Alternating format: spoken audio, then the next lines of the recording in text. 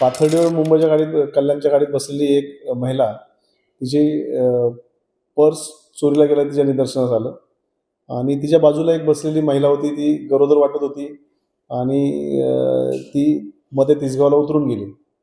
त्यानंतर तिला डाऊट झाला की ह्याच महिलेने तिची पर्स चोरी केली असावी.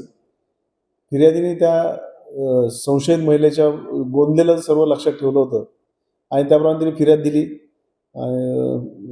त्याप्रमाणे स्थानिक पोलीस शाखेने समांतर तपास केला असता अशा वर्णाची महिलेबाबत आम्ही माहिती काढली. आमच्या व्यावसायिक कौशल्याचा वापर करून तिला चौकशीला आणलं.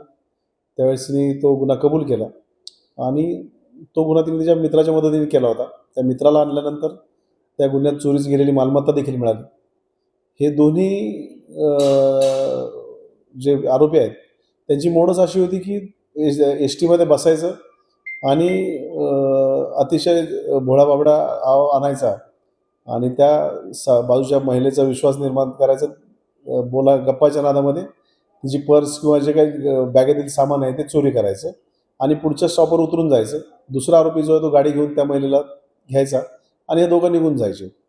अशा पद्धतीने याच्यापूर्वी पण 2-3 गुन्हे केलेले आहेत आणि आता देखील तिच्याकडे चौकशी केल्यानंतर 3 गुन्हे आमच्याकडं उघडकीस आलेले आहेत.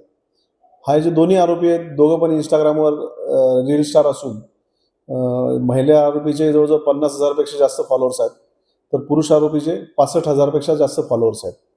ज्या दिवशी चोरी करायची त्या दिवशी ती साडी घालून किंवा गरोदर बाईचा आव आणून काम करत असे.